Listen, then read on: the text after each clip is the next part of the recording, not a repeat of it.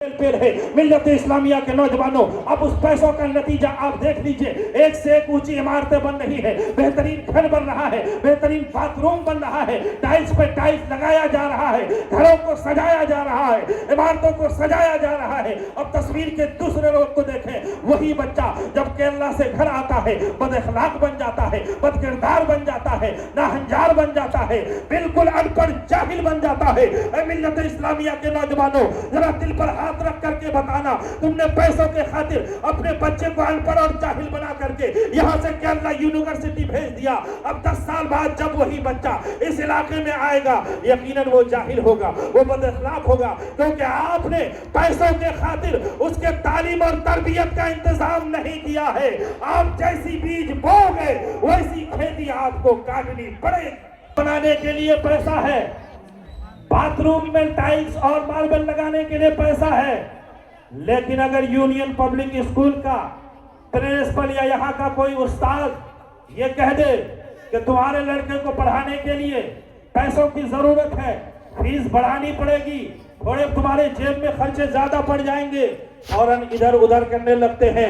इलाका ग्वालपोखर में हर चीज के लिए पैसा है। अभी लोधन चौक में अगर कोई जमीन बिके, मुझ जैसा 10 आदमी खड़ा हो जाएगा, मुझे लेना है, मुझे लेना है। नकीब साहब जैसे 10 लोग खड़े हो जाएंगे, मुझे लेना है। मिल्लत इस्लामिया के नौजवानों, पैसा तो बहुत है, लेकिन तालीम पर खर्च करने के लिए इस इलाका ग्वालपोखर में पैसा नहीं है। शादी ब्याह में नाजायज खर्च करने के लिए आपके पास पैसा है, बेहतरीन इमारत बनाने के लिए आपके पास पैसा है, डीजे पे अपने बच्चे और बच्चियों को नंगी नाच करवाने के लिए आपके पास पैसा है, लेकिन अगर पैसा नहीं है तो तालीम के नाम पे खर्च करने के लिए पैसा नहीं।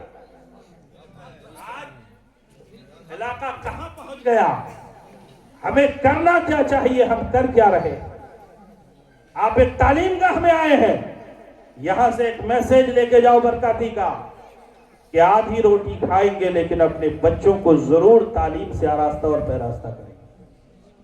अगर आज आपने मेरे इस मैसेज और पैगाम को अपने दिल में जगह दे दी तो टाइम तो लग सकता है, वक्त तो कुछ लग सकता है, लेकिन इस इलाके की तस्वीर बदलती हुई नजर आएगी, इस इलाके का नक्शा बदलता हुआ नजर आएगा। आज इलाका ग्वालपोखर में सबसे ज्यादा अगर किसी चीज की जरूरत है तो अपने तालीम गाहों को दुरुस्त करने की जरूरत है, और उसके साथ साथ अपने बच्चों को तालीम की तवज्जो दिलाने की जरूरत है। आज अजीजान मिल्लत इस्लामिया, आप देखें, जायजा लें, एक ऐसा घर जो ये कहता है कि मेरे पास पैसा नहीं है, लेकिन अगर उसी घर में शादी की महफिल हो तो नॉर्मल 15 लाख से 20 लाख रुपए वो खर्च करने के लिए तैयार है। यूनियन पब्लिक स्कूल या दीगर जो स्कूल है, अगर वहां कोई बच्चा आपका पढ़ता है, अगर 1000-2000 रुपए मंथली फीस लग जाए तो जेब पर बहुत भारी पड़ जाता है। आप तालीम के लिए बिल्कुल नहीं सोचते हैं। आप अगर एक बेहतरीन स्टाफ को या असातिज़ा को लेंगे तो आपको पैसा भी ज्यादा देना पड़ेगा। ये तो स्कूल का हाल है, आप जरा मदरसे और मसाजिद का हाल भी देख लीजिए, क्योंकि ये जिस इलाके में हम लोग हैं, इस इलाके में ज्यादा मुस्लिम आबादी है। आप 7000-8000 में इमाम ढूंढते हैं, आप 7000-8000 में मुदर्रिस ढूंढते हैं, कहां से आपको काबिल असातिज़ा मिलेंगे, कहां से आपको काबिल इमाम मिलेंगे, कहां से ऐसा कायद आपको मिलेगा जो कायद जुमे के दिन आपको ये बराबर करा सके, आपको इस बात पर उभार सके कि दुनिया में सबसे जरूरी अगर कोई चीज है तो वो तालीम है, अपने औलादों की तरबियत है, और तुम कैसे दुनिया और आखिरत में कामयाब मोमिन बन सकते हो, कैसे कोई कायदा आपको उभारेगा।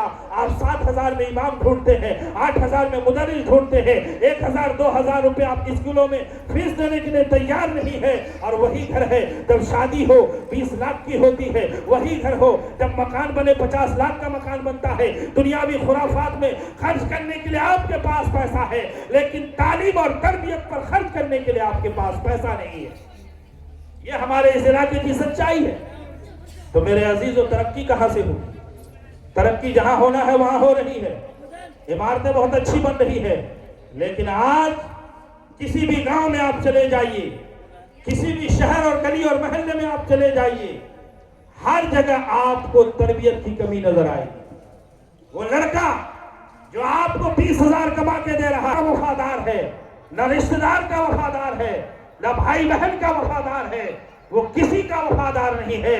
तुमने उसे खुददार बना दिया, अब वो ऐसा खुददार बन गया है, वो किसी की नहीं सुनता है, सिर्फ अपने मन की सुनता है। जो दिल में आए वही करता है। मेरे अजीजों, इसीलिए अपने बच्चों के लिए सोचो, अपने नौनिहालों के लिए सोचो। अभी एक ट्रेंड चला है, चौक और बाजार में आप देखेंगे कि ये जो हमारे नौजवान केरला से आए हुए हजरात हैं, ये बाइक का साइलेंसर खोल देते। गुज़श्ता 1 महीने से परेशान है किबला हम लोग देवीगंज में। ऐसे नौजवान, यहाँ बाली, बाल इतने लंबे लंबे, हाथ में काड़ा, दूर से देखिए तो लगता ही नहीं है मोहत्तर साहब ये किसी मोमिन का और मुसलमान का बच्चा। ये इस इलाके की तस्वीर है। बाइक का साइलेंसर खोल के फुल स्पीड में ले जा रहा है। अब अगर कोई मरीज है उसकी जान जा रही है, कोई बावकार आदमी है उसकी जान जा रही है। मार्केट में कितने लोग किस किस काम से आए हैं, सब परेशानी में मुब्तला है, लेकिन बोलेगा कौन, डांटेगा कौन? क्यों? इसलिए जिस दिन उसको पढ़ा लिखा कर तरबियत देने की जरूरत थी, तुम गार्जियन होने की हैसियत से, तुम बाप होने की हैसियत से उसको केरला यूनिवर्सिटी भेज दिए थे। अब उस यूनिवर्सिटी से जो नॉलेज लेके वो आया है, जो तालीम लेकर के आया है, जो तरबियत लेकर के आया है, उसी तालीम को वो इस इलाका ग्वालपुखर में फैला रहा है। अब रोना कैसा? हर जगह इन लोगों ने हाईजैक कर लिया। जलसे में इन लोगों ने जलसे को हाईजैक कर लिया, उर्स में इन लोगों ने उर्स को हाईजैक कर लिया। हम फला इकबाल को बुलाएंगे, फला मुकर्रिर को बुलाएंगे, इलाके के उलमा को बिल्कुल हम जो है दरकिनार कर देंगे। फला शायर 1 लाख ले रहा है, हम 1.5 लाख लेकर के बुलाएंगे। अरे तुम्हारा क्या जाता है? हम नौजवान जो केरला के हैं, हम लोग चंदा करके पैसा देंगे, तुम लोगों को इससे क्या मतलब है? हम उसी को बुलाएंगे जो 1 लाख रुपए लेता है। हम उसके साथ नाचेंगे भी, गाएंगे भी, नारा भी लगाएंगे, मुंह में गुटखा भी रहेगा, और फिर आशिक रसूल का टैग लगाकर अपने घरों को चले जाएंगे। मेरे अजीज, आप जैसी खेती लगा रहे हैं वैसी ही काट रहे हैं। इसीलिए इस महफिल में जितने लोग आए हैं, मेरा एक ही पैगाम